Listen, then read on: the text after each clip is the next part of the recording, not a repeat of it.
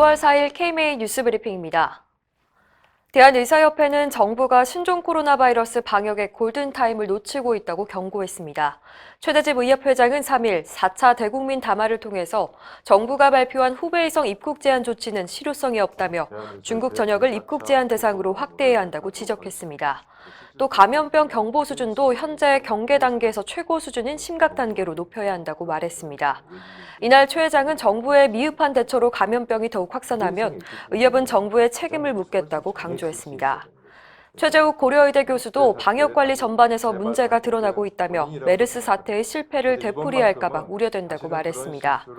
방역 최일선에서 고군분투한 의료인과 의료기관을 지원해달라는 요청도 나왔습니다.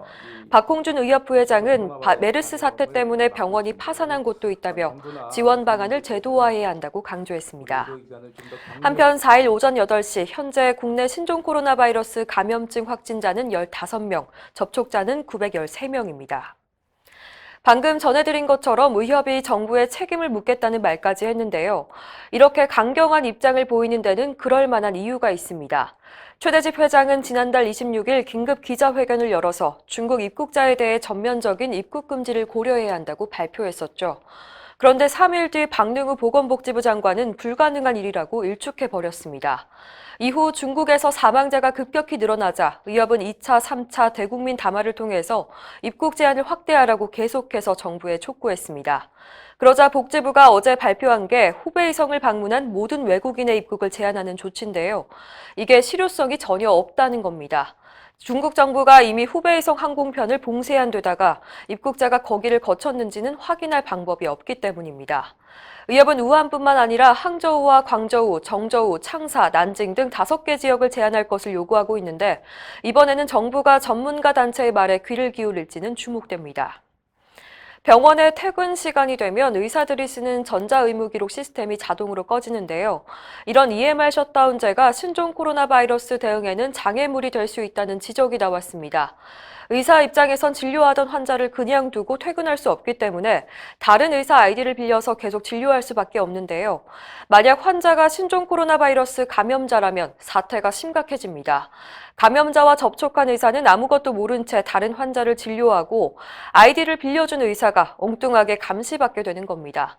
대한전공의협의회는 젊은 의사들이 환자를 안전하게 지킬 수 있도록 EMR 차단을 해제해달라고 요구했습니다. 의협도 전공의들의 이런 입장을 지지한다고 밝혔습니다. 신종 코로나 바이러스가 전 세계적인 대유행, 즉 팬데믹 상태가 될 거라는 우려가 나오고 있습니다. 뉴욕타임스에 따르면 앤서니 파우치 미국 국립알레르기 감염병 연구소장은 신종 코로나 바이러스가 과거 메르스나 사스보다 더 전염성이 강하다며 대유행이 될 것이라고 밝혔습니다. 토머스 프리든 전 미국 질병통제예방센터 소장도 신종 코로나 바이러스 확산을 억제할 수 있을 것 같진 않다고 우려했습니다. 홍콩의 최고 감염병 전문가인 원코깅 홍콩대 교수는 신종 코로나 바이러스 전염이 제3의 물결에 진입했다고 경고했습니다.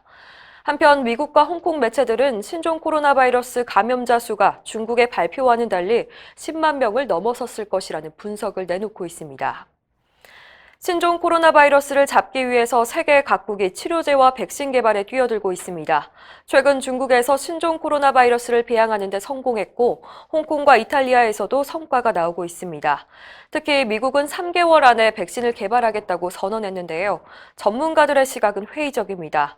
신종 코로나 바이러스와 유사한 사스의 경우 백신 개발에 20개월이나 걸렸고 성공하더라도 바이러스는 변이가 심해서 효력이 오래가지 못할 것이라는 관측입니다. 전문가들은 현재로선 항균제와 항바이러스제만이 해결책이라는 견해인데요. 실제로 국내 2번째 확진 판정을 받은 환자도 항바이러스제를 투여받고 완쾌해서 퇴원을 앞두고 있는 것으로 알려졌습니다. 이상으로 뉴스브리핑을 마칩니다. 자세한 사항은 의협신문을 참고하시길 바랍니다.